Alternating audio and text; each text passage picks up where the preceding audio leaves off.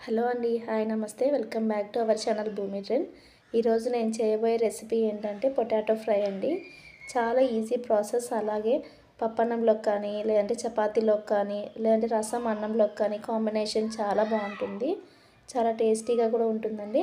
So అందుకోసం మనం పొటాటోస్ని ఇలా పీల్ తీసేసుకొని ఈ సైజులో కట్ చేసుకోవాలి. వీటిని బాగా వాష్ చేసుకోవాలండి. ఇవి వాష్ చేసుకునేటప్పుడు మనం ఈ వాటర్లోకి కొద్దిగా సాల్ట్ వేసుకొని వాష్ చేసుకోవాలన్నమాట. ఇప్పుడు మనం స్టవ్ పైన కడాయి పెట్టుకోవాలి. కడాయిలో కొద్దిగా ఆయిల్ వేసి బాగా హీట్ చేసుకోవాలండి. ఆయిల్ హీట్ అయిన తర్వాత మనం ఆల్రెడీ కట్ చేసి పెట్టుకున్నాం కదా పొటాటో పీసెస్, అవన్నిటినీ కూడా ఇందులో వేసేసుకోవాలి.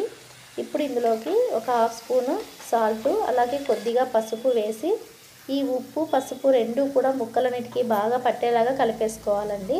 నేను ఇది వచ్చేసి అన్నం పప్పు కాంబినేషన్లో తయారు చేసుకుంటున్నాను. అంటే ఆఫ్టర్నూన్ లంచ్కి ప్రిపేర్ చేస్తున్నాను అనమాట.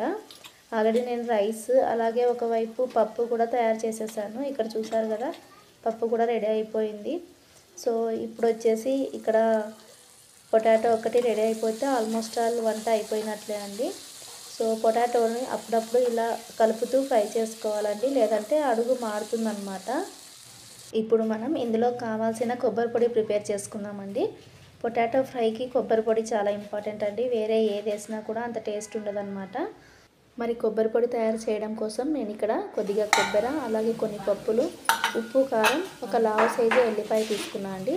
ఒకవేళ చిన్న ఎల్లిపాయలు అయితే ఒక 2-3 తీసుకోవాలి. నేను లావు సైజు తీసుకున్నాను కాబట్టి ఒకటే తీసుకున్నాను. ఈ మొత్తాన్ని కూడా ఇలా గ్రైండ్ చేసుకోవాలండి. సేమ్ మనం కొబ్బరి పొడి ఎలా ప్రిపేర్ చేసుకుంటామో అలానే చేసుకోవాలన్నమాట. ఇప్పుడు మనం పొటాటోస్ని ఒకసారి చూసుకోవాలి. ఇక్కడ మనకి పొటాటోస్ బ్రౌన్ కలర్ వచ్చేంత వరకు ఫ్రై అవ్వాలండి. పొటాటోస్ అడుగంటకుండా బాగా ఫ్రై అవ్వాలి అంటే మనం స్టవ్ని మీడియం ఫ్లేమ్లో పెట్టుకొని కొద్దిగా ఆయిల్ ఒక స్పూన్ ఎక్కువగా వేసుకొని ఫ్రై చేసుకోవాలండి. అలాగైతే పొటాటోస్ బాగా ఫ్రై అవుతాయి, అలాగే అడుగు మాడదన్నమాట. ఇప్పుడు మనం ఆల్రెడీ గ్రైండ్ చేసి పెట్టుకున్న పౌడర్ ఉంది కదా, ఆ కొబ్బరి పొడి మొత్తాన్ని ఇందులోకి వేసేసుకొని బాగా కలుపుకోవాలన్నమాట. అంతేనండి, ఈజీ ప్రాసెస్తో మనకి పొటాటో ఫ్రై కలర్ఫుల్గా ఎలా ప్రిపేర్ చేసుకోవాలో చూసారు కదా. మరి మీరు కూడా తప్పకుండా ట్రై చేయండి. ట్రై చేసి ఎలా వచ్చిందో నాకు కామెంట్ చేయండి. ఈ వీడియో మీకు నచ్చితే లైక్ చేయండి, షేర్ చేయండి. అలాగే ఫస్ట్ టైం ఎవరైనా నా ఛానల్ చూస్తూ ఉంటే please subscribe my channel. Thanks for watching.